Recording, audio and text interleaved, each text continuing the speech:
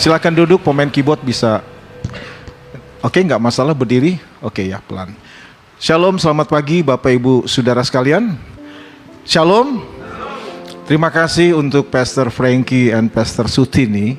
Saya diberi kesempatan dan saya senang sekali dan saya bersuka cita bisa berjumpa dengan Bapak Ibu sekalian, keluarga besar dari Pak Frankie dan Ibu Sutini. Saya percaya kita bisa berkumpul pagi ini karena kebaikan Tuhan. Amin Bapak Ibu. Pagi ini saudara, saya datang bukan untuk menghakimi saudara. Saya pagi ini datang bukan untuk menuding-nuding saudara. Tapi pagi ini saya mau datang ingin memberitahu siapa Anda dalam Kristus Yesus. Amin Bapak Ibu. Saya ingin menyampaikan posisi Anda sebagai orang-orang percaya. Berapa banyak yang siap diberkati oleh berita kabar baik pagi hari ini? Angkat tangan saudara. Saudara, Injil itu adalah kabar baik. Katakan Injil adalah kabar baik.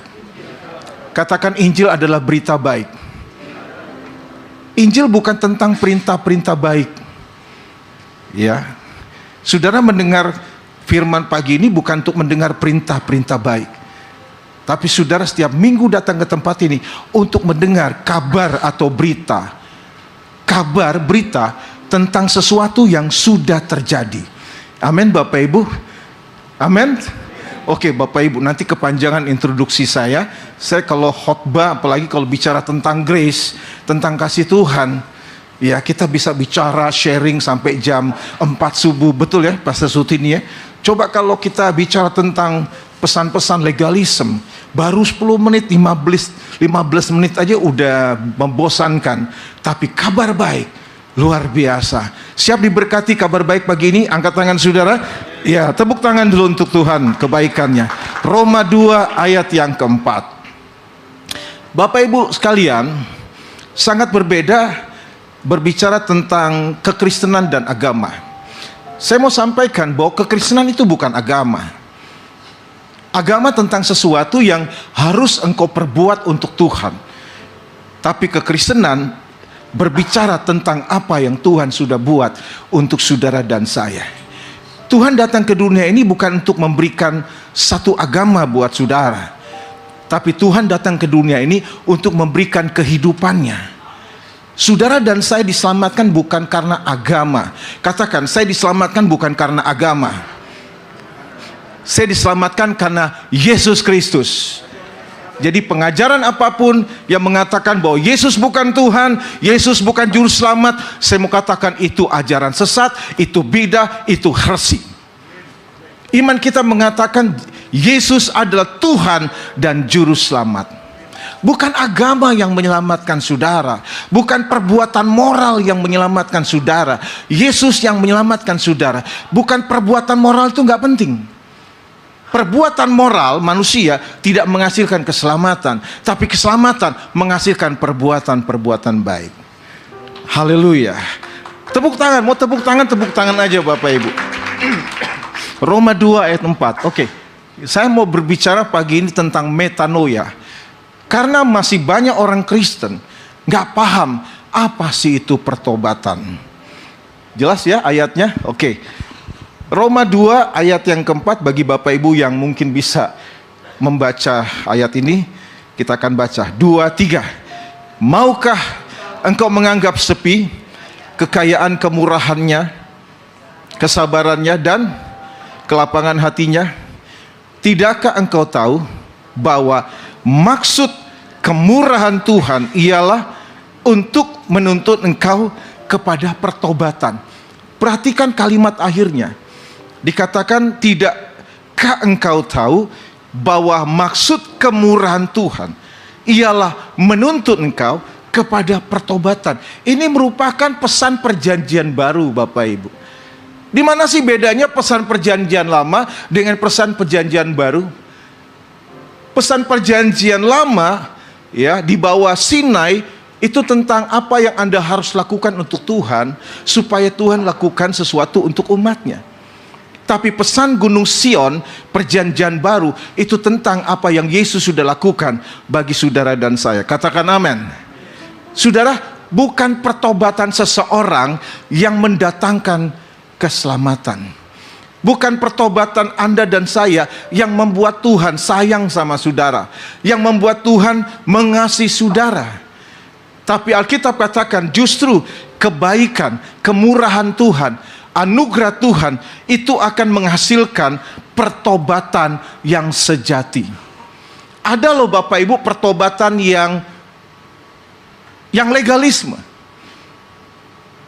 Yang kita mau pelajari mengenai apa sih pertobatan yang sejati itu? Oke, saya akan bagikan secara singkat. Bagian pertama saya mau beritahu Bapak Ibu, ini loh pertobatan legalisme agamawi. Yang pertama, ya ini pertobatan legalisme agamawi. Perhatikan, dalam legalisme agamawi, pertobatan seseorang pada dasarnya adalah membuat Allah tetap senang supaya orang tersebut dibenarkan dan diberkati. Dulu kita diajari bertobat dari dosa, bertobat dari perilaku dosa, supaya Tuhan mengasihi saudara. Betul nggak? Yang pernah diajari dulu tolong angkat tangan. Angkat tangan. Kalau engkau tidak bertobat, Tuhan tidak akan mengasihi saudara. Kalau engkau tidak bertobat, Tuhan tidak akan berbaik dalam hidup saudara. Dalam legalisme agamawi, harapan seseorang dalam menjalani perilaku moral sebaik mungkin supaya Tuhan memberkati hidupnya. Kekristenan tidak anti perbuatan baik. Justru kekristenan sangat menjunjung perbuatan baik itu. Saudara berbuat baik bukan supaya Tuhan semakin mengasihi saudara. Saudara bertobat bukan supaya Tuhan semakin berbaik dengan saudara. Ini pertobatan yang salah. Seseorang bertobat pada dasarnya usahanya membuat Tuhan supaya membenarkan hidup saudara, supaya Tuhan mengasihi dan hidupmu diberkati. Mungkin selama ini saudara sering mendengar, kalau engkau tidak bertobat, hidup sungguh-sungguh, hidup kudus dan hidup benar, maka engkau tidak diberkati Tuhan. Itu bukan haleluya, itu halelupa. Ini bukan kabar baik itu Bapak Ibu. Ini adalah kabar buruk. Bisakah saya bertanya jujur kepada saudara? Pernah gak saudara merasakan yang pertama ini?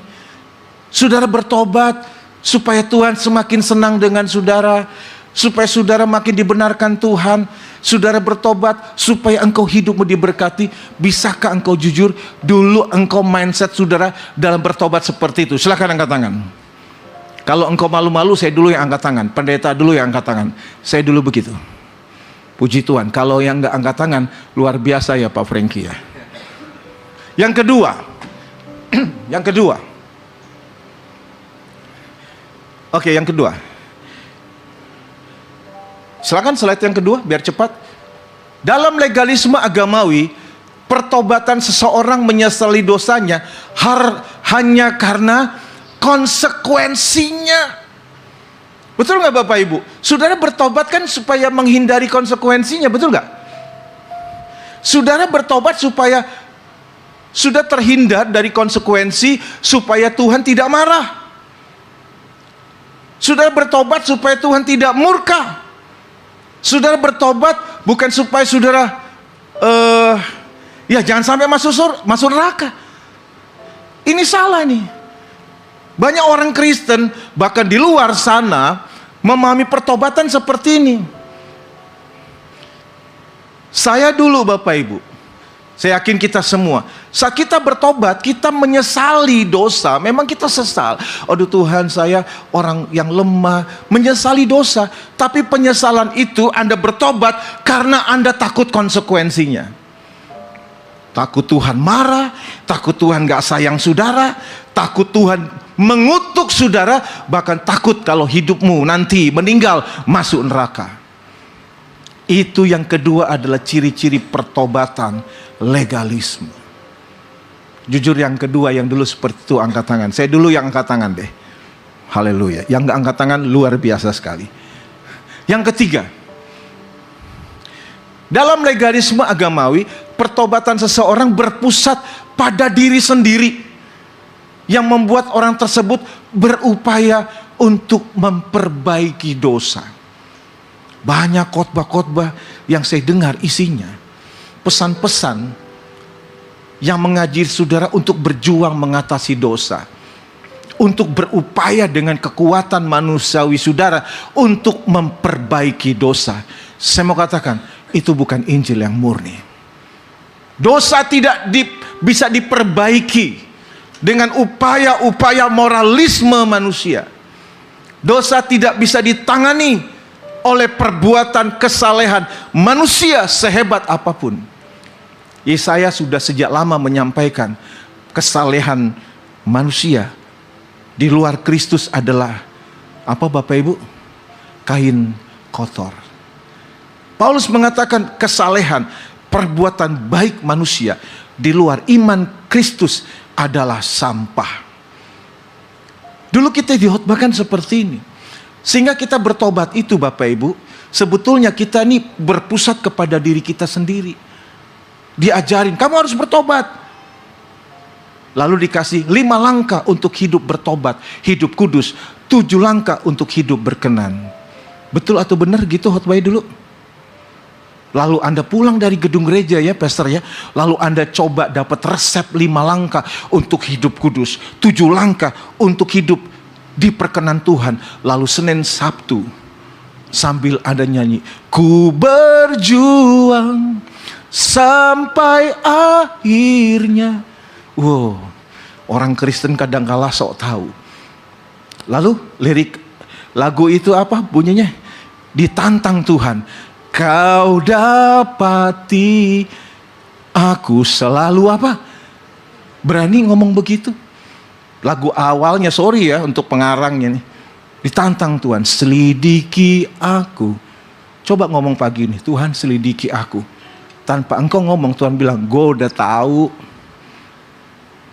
Lihat hatiku. Kalau saudara satu pagi dapat surat dari Polres terdekat saudara, Polsek terdekat saudara, dipanggil Anda, gemeter gak Bapak? Penuh pertanyaan gak? Saya dipanggil ke polisi apa ya? Lalu Anda dipanggil ke salah satu gedung di Kuningan, yaitu gedung KPK. Bertanya-tanya gak? Saya salah apa ini? Ya, masuk ruangan, diinvestigasi, diintrogasi, udah gugup. Baru diselidiki oleh polisi, oleh KPK, sudah gugup. Apalagi yang selidiki Tuhan. Mau nyanyi gitu, Tuhan selidiki aku? Tanpa ngomong Tuhan tahu keberdosaan saudara sampai sejauh mana. Akhirnya kita diajari bertobat. Senin, Selasa, Rabu, Kamis, Jumat, Sabtu mendapatkan resep. Ini bahasa saya, resep 5 langkah untuk hidup kudus. Berjuanglah Anda. 7 langkah untuk hidup diperkenankan Tuhan. Anda berjuang. Capek saudara. Apa saudara? Apa saudara? Capek. Betul? Akhirnya pertobatan saudara hanya fokus kepada diri Anda. Oke, yang next, yang keempat. Dalam legalisme agamawi, pertobatan seseorang adalah upaya atau usaha untuk meyakinkan Allah dan dirinya bahwa dia sangat menyesal sehingga dia pantas atau layak diampuni dosanya. Tuhan, saya sudah bertobat loh Tuhan. Nangis-nangis, ya kan? Merasa menyesal begitu dalam. Dan seringkali Bapak Ibu, kalau mau jujur, tindakan kita itu adalah upaya usaha kita menyesal untuk meyakinkan Tuhan, Tuhan, saya udah benar-benar bertobat loh. Untuk meyakinkan Tuhan, kita benar-benar bertobat dan Anda layak untuk diampuni. Paham maksud saya? Sering begitu dulu Bapak Ibu. Ini pertobatan yang salah. Ini bukan pertobatan yang sejati. Ini bukan pertobatan yang diajarkan sesuai dengan firman Tuhan. Lalu selanjutnya, saya mau bagikan seperti apa pertobatan dalam kekristenan. Anda lihat yang pertama, silakan. Ya, perhatikan di sini. Dalam kekristenan membuat pertobatan melihat dan berpusat kepada kasih Allah. Seseorang bertobat bukan karena ingin menghindar konsekuensinya. Seseorang bertobat bukan supaya menghindar dari hukuman, murka, dan neraka. Bukan itu. Pertobatan orang percaya, pertobatan orang Kristen itu pada dasarnya, Bapak Ibu, perhatikan di sini, yang membuat Anda berpusat melihat kasih Allah. Bukankah di ayat awal dikatakan, maukah engkau menganggap sepi kekayaan kemurahannya, kesabarannya, kelapang hatinya? Tidakkah engkau tahu bahwa maksud kemurahan Tuhan ialah menuntut engkau kepada pertobatan? Bukan pertobatan seseorang yang membuat Tuhan menyayangi, mengasihi saudara. Amin, Bapak Ibu. Tapi ketika engkau kenal kasih Tuhan yang tanpa syarat, yang dinyatakan bukan saat hidup kita udah kudus. Roma 5 ayat 5, kapan pertama kali Tuhan menyatakan kasih-Nya kepada saudara? Bukan dari kebenaran saudara, bukan dari kelayakan saudara. Tapi pertama kali Tuhan menyatakan kasih-Nya, memberikan kasih-Nya saat saudara berdosa. Ketika engkau kenal kasih Tuhan, kasih Tuhan yang membuat seseorang bertobat. Amin, Bapak Ibu. Jadi fokusnya bukan diri kita. Kalau saudara bertobat untuk menghindar konsekuensinya, kemarahan Tuhan, murka dan neraka, itu namanya antroposentris. Itu namanya egosentris. Ketika engkau paham engkau gagal, lalu engkau bertobat, bukan melihat dirimu, oh Tuhan supaya aku gak dimurkai Tuhan, dikutuk Tuhan. Bukan itu. Kita bertobat karena apa? Kita ingat kasih-Nya. Seseorang bertobat karena apa? Ingat kebaikan Tuhan yang luar biasa. Ini secara cepat Bapak Ibu. Ya, kita lihat dulu nih dalam Lukas pasal yang ke-15. Ini contoh tentang pertobatan yang luar biasa. Bapak Ibu tahu itu Lukas 15 di ayat yang ke-11 itu tentang perumpamaan tentang anak yang hilang. Seharusnya perikop ini kurang tepat diberikan judul perumpamaan tentang anak yang hilang. Seharusnya diberi judul kasih Bapa yang royal. Saudara tahu kita punya Bapa yang kasihnya royal kepada saudara? Yang percaya angkat tangan saudara. Jadi kalau saya boleh izinkan ini perikopnya tentang kasih Bapa yang royal. Saudara tahu, si bungsu dia meminta haknya dari ayahnya. Lalu ayat 13, dia pergi jauh ke satu negeri yang jauh, yang memboroskan harta miliknya dan hidup berfoya-foya. 14, dihabiskan semuanya. Ya, dia berada di satu titik kemelaratan yang luar biasa. Lalu ia pergi bekerja pada seorang majikan di negeri itu. Orangnya menyuruhnya ke ladang untuk menjaga babinya. Saudara, bagi orang Yahudi kalau ada orang bekerja di kandang babi, itu najisnya luar biasa. Karena orang Yahudi itu nggak boleh makan babi. Siapa yang suka babi angkat tangan saudara? Babi rica, Tino Rangsa, ya Pak Frankie ya. Babi putar, orang Belanda bilang lekker eten zonder betalen. Orang Yahudi itu nggak boleh makan babi. Jadi kalau ada orang kerja di lingkungan babi udah dianggap najis. 16 dari Lukas 15. Ia ingin mengisi perutnya dengan ampas yang menjadi makanan babi, tetapi tidak seorang pun yang memberikan kepadanya. Di sini poinnya ayat 17. Tolong ditayangkan dulu. Lukas 15 ayat 17. Ya.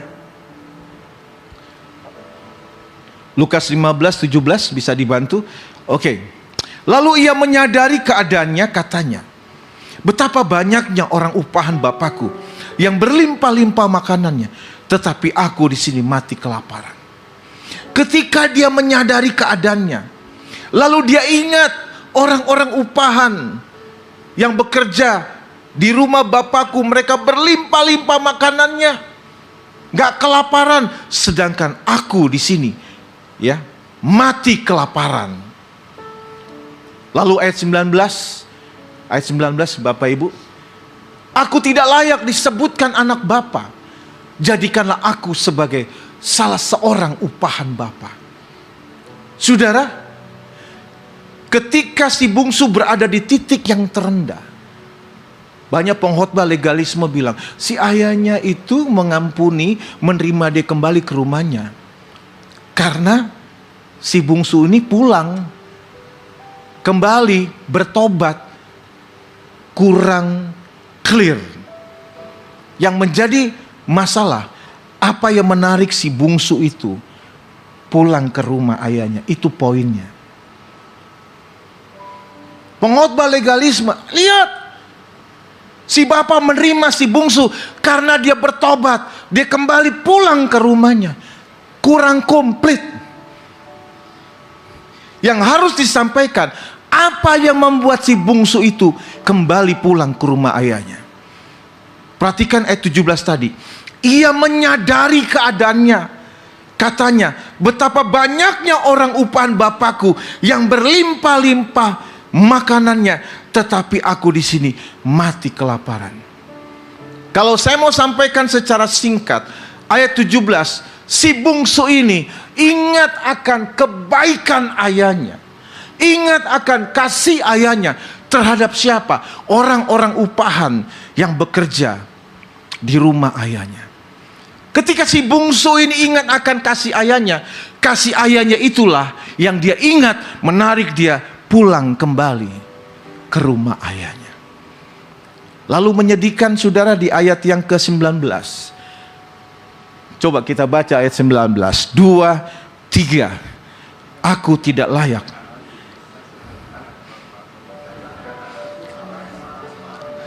Ada mindset yang keliru dari si bungsu. Si bungsu ini berpersepsi apa? Aku tidak layak disebut anak Bapa. Itu yang pertama. Ketika mungkin Anda berbuat dosa, berbuat kegagalan, ya, Anda sama persis kita seperti si bungsu ini. Aku tidak layak disebut anak Bapa. Jadikanlah aku sebagai salah seorang upahan Bapa. Ketika seseorang gagal berbuat dosa, yang kita rasa apa? Kita nggak layak di hadapan Tuhan. Bahkan ada pengkhotbah katakan, kalau engkau berdosa, maka Roh Kudus keluar dari hidupmu. Lalu saya bilang, kalau Yesus bisa nyanyi lagu yang tahun 80-90, ya ini banyak pemahaman yang salah. Roh Kudus dalam hidup kita bukannya kau datang dan pergi sesuka. Tahu Pak lagu itu? Ketika orang berbuat dosa, mungkin ibu gagal dosa, kita sering merasa, aku keluar dulu ya dari hidupmu. You harus bertobat dulu, nangis-nangis. Kalau lu lakukan gitu, gua akan masuk lagi dalam hidupmu. Salah. Ketika seseorang percaya berdosa, hanya perasaannya saja yang gak layak. Tambah gak layak apa? Dikotbahin lagi. Tambah merasa gak layak lagi. Lalu si bungsu bilang apa? Jadikan aku sebagai salah seorang upahan Bapakku. Saya mau tanya, apakah di persepsi ayahnya si bungsu ini akan dijadikan majikannya? Si bungsu itu pulang ingat kasihnya, dari kejauhan si ayahnya itu Bapak Ibu melihat si bungsu. Hanya terjemahan Indonesia nggak komplit. Walaupun ini perumpamaan, saya berdasarkan bacaan asli budayanya. Ketika si ayahnya ngeliat si bungsu, ayahnya itu kaya Bapak Ibu, ya, dia berlari-lari ditinggalkan kasutnya. Tindakan gitu tindakan yang tidak beretika di zaman itu. Tapi si ayahnya nggak peduli. Dia lihat anaknya, dia lari, lalu dia peluk.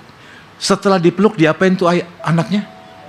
Bahasa Indonesia cuman ditulis dicium. Terkesan hanya satu kali.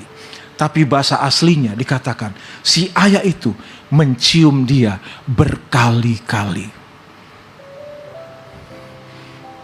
Saya kalau ketemu cucu saya, waduh, seneng ya. Wah, dicium, nggak satu kali ya Oma ya.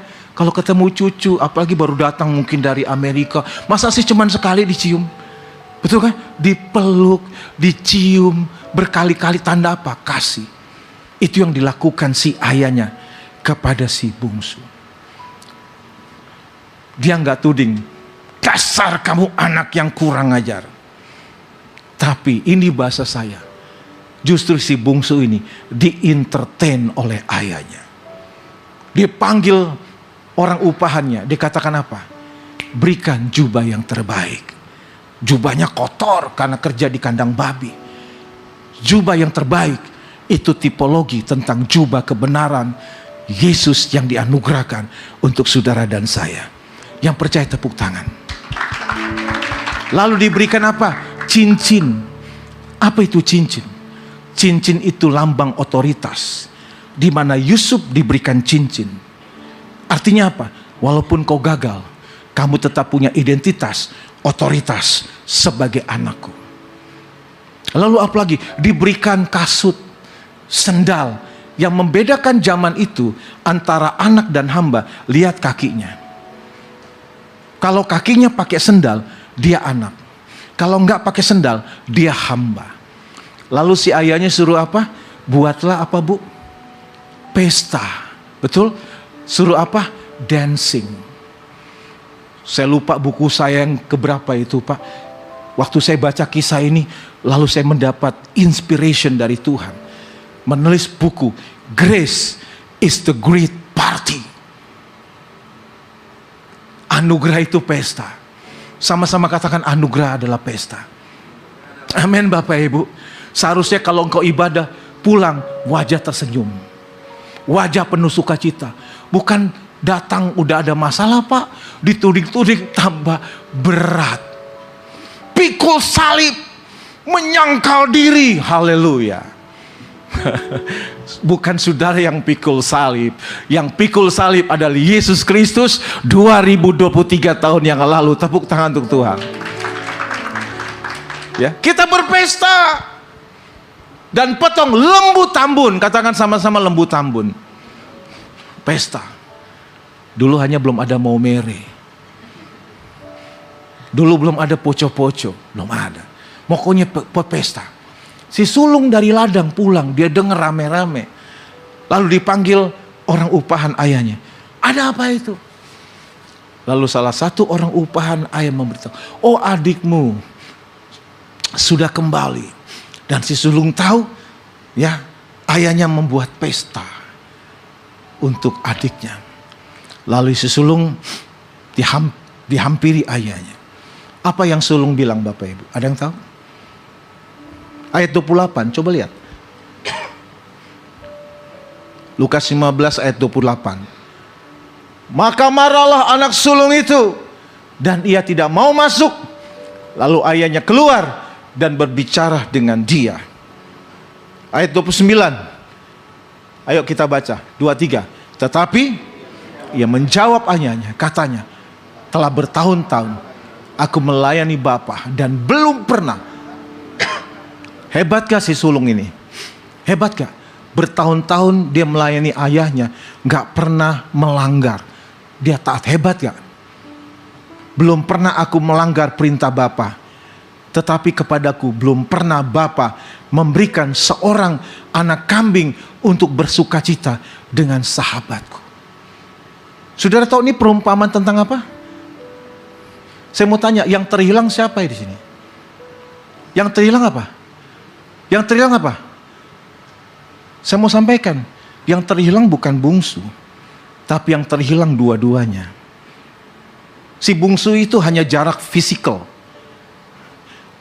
Jadi yang terhilang itu dua-duanya.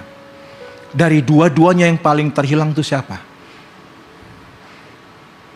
Siapa?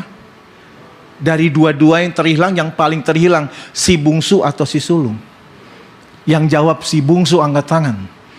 Yang jawab paling terhilang adalah sulung, angkat tangan. Yang paling terhilang si sulung, angkat tangan. Kenapa? Itu benar jawabannya.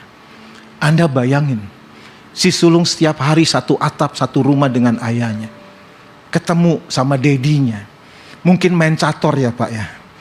Nyanyi Pak. Makan bersama dengan ayahnya. Satu rumah. Tapi si sulung gak ngerti heartbeat, kasih, detak jantung ayahnya. Berapa banyak orang Kristen keluar masuk gereja. Bahkan melayani di atas ini. Jadi pembicara, jadi WL, jadi singer, jadi musician. Bahkan lalu mengklaim mereka yang melayani mimbar disebut Lewi-Lewi. Saya bilang Lewi dari mana? Kau orang Batak bilang Lewi lagi. Kau orang Manado bilang Lewi. Lewi, suku Lewi itu ada di Israel.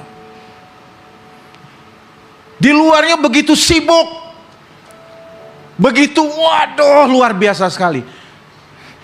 Kalau saya mengajar Bu, saya bilang begini. Tanpa disadari, orang Kristen terhilang di mana Pak? Di gedung gereja. Saya ngomong gedung gereja loh, bukan gereja.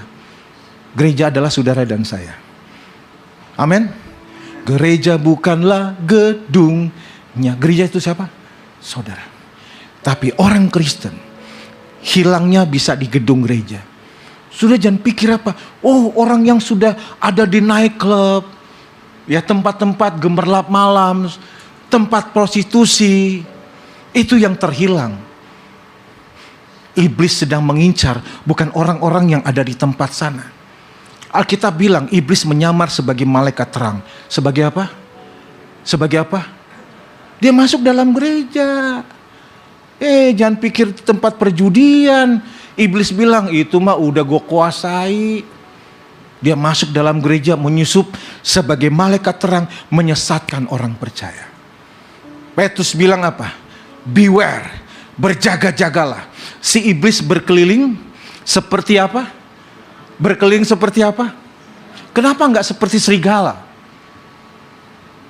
Kenapa enggak seperti beruang? Ada yang bisa jawab? Kenapa si iblis seperti singa? Ada yang bisa jawab? Dia berkeliling mencari orang-orang yang dapat ditelannya. Dia seperti singa. Seperti singa. Coba katakan seperti singa. Berarti menyaru kan? Saya mau tanya Bapak Ibu, singa yang sesungguhnya si iblis atau Yesus? Singa yang sesungguhnya Yesus atau iblis? Yesus, singa dari Yehuda. Hati-hati. Pengkutusan pemimpin itu berbahaya. Dia menyamar sebagai malaikat terang. Dia berkeliling untuk mencari orang yang dapat ditelannya. Kalau Alkitab katakan dapat ditelannya, secara logika berarti ada orang-orang yang tidak dapat ditelannya dong. Betul? Nah, untuk menjadi orang-orang yang tidak dapat ditelannya, harus bagaimana Bapak Ibu? Harus bagaimana? Harus bagaimana? Orang-orang Kristen yang dapat ditelannya, orang yang gak ngerti Injil yang murni. Kalau engkau ngerti Injil yang murni, engkau akan dibukakan mata saudara mengenai penyesatan-penyesatan terjadi di kekristenan saat ini. Jadi hati-hati.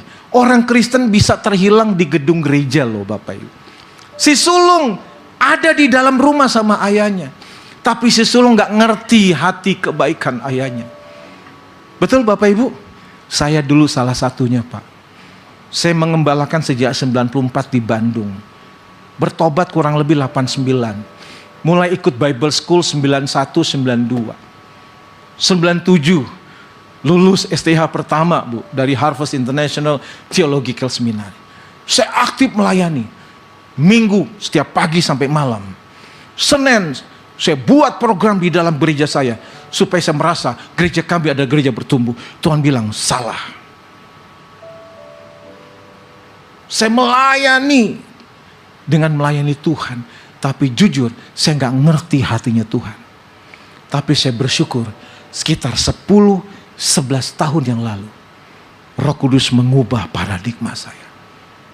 Jadi yang terhilang bukan si bungsu, yang terhilang juga si sulung. Dua-duanya yang paling terhilang adalah siapa?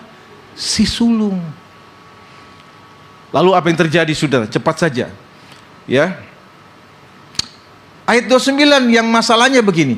Si sulung bilang ini, Bapak nggak pernah mengizinkan aku undang teman-teman, lalu potong anak kambing.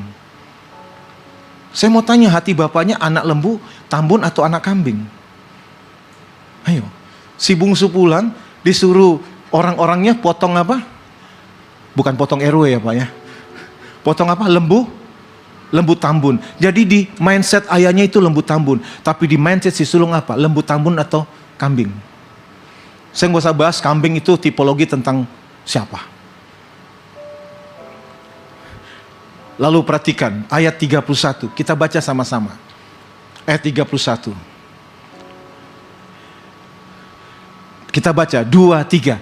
Kata ayahnya kepadaku, anakku, engkau selalu bersama-sama dengan aku, dan segala kepunyaanku adalah kepunyaanmu. Siapa dulu berada di posisi si bungsu? Angkat tangan. Siapa yang dulu berada di posisi yang sulung? Mungkin separuh-separuh ya Pak. 50% si bungsu ya, 50% si sulung. Tapi saya mau beritahu, kegagalan apapun si bungsu, dia berperilaku dosa. Kebodohan apapun si sulung, tapi bagi ayahnya, sekali anak, tetap anak. Tepuk tangan tuh Tuhan Yesus. Oh, yang penting kalau gue begini berarti bebas hidupnya. No. Kalau engkau ngerti kasih Bapa, luar biasa. Jadi engkau bertobat bukan menghindari konsekuensinya. Saudara, engkau bertobat karena apa? Engkau ingat kasih Tuhan yang luar biasa. Amin Bapak Ibu. Saya rangkum saja poin 3, 4, 5.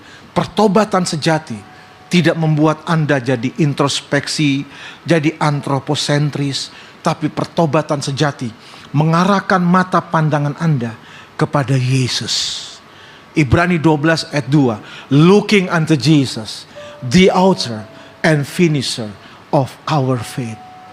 Melihat, memandang kepada Yesus, dia yang memperakasai iman. Bukan hanya memperakasai, and finisher of our faith. Kalau ada yang mengajarkan, oke, keselamatan karena anugerah, tapi engkau jalani hidup ini, itu pilihanmu. Kalau engkau gagal, keselamatan itu hilang. Saya mau sampaikan, itu adalah bad news. Kabar baiknya, karya Kristus satu kali, tetelestai, dia berikan buat saudara. Saudara, waktu Yesus di Kalvari, kemah suci, ada pelataran, ruang kudus, ruang maha kudus. Untuk masuk ruang maha kudus, itu nggak sembarangan. Itu setahun sekali. Yang boleh masuk siapa? Imam besar Harun. Kalau imam-imam hanya boleh melayani di bagian pelataran dan ruang kudus. Ada kolam pembasuhan, ya, ada beberapa instrumen, barang-barang di situ, tipologi tentang Kristus. Yang boleh masuk ruang maha kudus adalah imam besar Harun, bukan imam-imam, ya. Dan itu boleh terjadi setahun sekali di hari pendamaian, hari Yom Kippur, di mana 1 tahun dosanya umat Israel diampuni, di mana imam besar memercikan darah di atas tabut perjanjian. Saudara tahu ketika Yesus di Kalvari, katakan sama-sama, kekristenan gak ribet. 2, 3. Katakan, kekristenan gak jelimet. 2, 3. Dengan iman syukur katakan, kekristenan simple. Seringkali kekristenan itu rasa beban karena apa? Kenapa? Injil itu sudah tercampur dengan pesan-pesan agamawi. Kenapa saya bilang kekristenan itu simple sekali? Hidup Kristen tidak dimulai dari garis start. Mungkin garis start saat saudara dibaptis, lalu berjuanglah engkau sampai garis finish. Hidup Kristen dimulai bukan dari garis start, tapi garis kemenangan, tetelestai di puncak Kalvari. Amin. Ketika Yesus berkata, enggak ratusan kata loh, bahkan bukan 2 kata, dalam bahasa Indonesianya 2 kata, sudah selesai. Tapi 1 kata sebenarnya. Kata Yunaninya bukan 2 kata tapi 1 kata, tetelestai. Itu judul buku saya yang kedua, tetelestai. Saya cek bahasa Ibraninya juga bukan 2 kata, 1 kata. Bahasa Yunaninya sudah selesai, itu tetelestai. Bahasa Ibraninya itu juga 1 kata, kulah. Waktu Yesus berkata tetelestai, tirai bait suci robek dari atas ke bawah. Hanya sayangnya legalisme agamawi berusaha menjahit tirai itu dari bawah ke atas. Tirai itu sudah robek dari atas ke bawah, sehingga penulis Ibrani katakan, dengan penuh keberanian kita bisa menghampiri takhta kasih karunia-Nya kapanpun dan dimanapun. Saudara, kita nggak munafik. Selama hidup di dunia ini pasti kita gagal, pasti pernah gagal atau sering gagal. Tapi kegagalan itu jangan membuat engkau jadi sayang diri. Lalu Anda bertobat karena takut Tuhan marah. Enggak. Ketika engkau sadar engkau salah, ingatlah kasih Tuhan. Semakin engkau ingat kasih Tuhan, saya yakin Bapak Ibu, anugerah kasih Tuhan itu yang memberi kemenangan untuk kita menghadapi kehidupan yang ada di dalam dunia ini. Sekali anak, tetap anak. Amin Bapak Ibu. Saya ringkaskan, perbuatan baik manusia tidak menghasilkan keselamatan, tapi keselamatan menghasilkan perbuatan baik. Kekristenan, saya dulu 10 tahun, 9 tahun yang lalu, nih boleh sedikit ya, nama saya berada di daftar, saya lupa nomor 2 atau nomor 3, pengkhotbah yang harus di reject, di ban oleh gereja-gereja, salah satu sinode gereja. Kenapa? Ini pengkhotbah sesat. Dulu mungkin Bu Siti ini dengar hyper grace. Hati-hati dengan hyper grace. Itu awal-awal 2 tahun itu pergerakan grace di Indonesia. Jadwal saya di ban, di reject. Saya bilang gak masalah. Tidak menghentikan saya memberitakan kabar baik. Amin Bapak Ibu. Saya kumandangkan, hyper grace bukan license to sin. Itu salah. Ketika orang ngerti kasih Tuhan, wah itu beda. Ya, bukan perbuatan baik seseorang yang menghasilkan keselamatan, tapi keselamatan menghasilkan perbuatan baik. Saudara, kita berbuat baik, dengarkan baik-baik. Saudara dan saya berbuat baik bukan supaya. Saudara berbuat baik bukan apa? Dulu kan saya berbuat baik bukan supaya Tuhan sayang sama saya. Saya memberikan offering, memberikan grace giving, saya melayani supaya saya diperkenan Tuhan. Rubah kata supaya dengan kata karena. Saudara berbuat baik karena Tuhan sudah baik dalam hidup saya. Amin Bapak Ibu. Saudara melayani pekerjaan Tuhan karena Tuhan sudah baik dalam hidup saya. Jadi bukan karena supaya. Ini buang mindset supaya di sini saudara. Ya, kalau bisa tolak ya kata supaya keluar di mindset saya. Sehingga apapun yang kita jalani hidup ini dalam kekristenan bukan supaya Tuhan berkenan sama saya berkenan di hadapan Tuhan, bukan supaya Tuhan tambah sayang, bukan saya semakin diberkati, tapi saya lakukan ini karena Tuhan ini. Saya lakukan itu karena Tuhan sudah baik dalam hidup kita. Tuhan Yesus memberkati Anda sekalian. Amin. Kita doa sejenak. Bapa Surgawi, kami bersyukur untuk minggu yang luar biasa ini. Kami datang ke tempat ini bukan supaya Tuhan semakin mengasihi kami. Kami datang ke tempat ini bukan supaya kami semakin diperkenan. Kami datang ke tempat ini sebagai celebration. Kami datang ke tempat ini bukan mencari Tuhan, karena Tuhan ada dalam hidup kami. Christ in you, Christ in me, Christ in us. Kami ibadat tempat ini setiap minggu, ini merupakan selebrasi, perayaan, ucapan syukur setiap kami untuk kebaikan Tuhan. Terima kasih Tuhan, kasih-Mu semakin kami kenal. Roh Kudus tolong kami untuk kami semakin mengenal kasih-Mu. Ketika kami mengenal kasih-Mu, kasih-Mu itu memberikan kekuatan untuk kami menjalani hidup ini, menghadapi tantangan-tantangan dalam kehidupan kami. Terima kasih Tuhan, dalam kemurahan Tuhan, Kami percaya penyertaan providensia Tuhan sempurna dalam kehidupan Pastor Frankie, Pastor Sutini, anak-anak yang ada, bahkan mama yang terkasih yang bersama dengan kami, kakak-kakak, adik, ipar-ipar, dan seluruh jemaat yang hadir pagi ini. Kami datang karena Tuhan baik dalam hidup kami. Kami beribadah karena kami tahu kami sudah diperkenankan. Kami ibadah tempat ini karena kami tahu Tuhan, karya Kristus sempurna satu kali untuk selamanya. Terima kasih Tuhan Yesus. Kami pulang dari tempat ini, hati kami penuh dengan sukacita, hati kami penuh dengan bahagia, karena Injil Kristus yang akan membuat hidup kami bersukacita dan berbahagia. Diberkati ministry tempat ini, biar pelayanan di tempat ini menjadi sarana untuk kabar baik Kristus Yesus diberitakan di tempat ini. Tuhan tahu kondisi kehidupan jemaat Tuhan di tempat ini, masalah, tantangan, persoalan, pergumulan apapun. Tapi ketika kami ingat kasih-Mu, kami ingat kebaikan Tuhan, kami percaya kami terus keluar jadi pemenang, lebih menang, lebih lagi. Terima kasih Tuhan Yesus, terpujilah nama-Mu.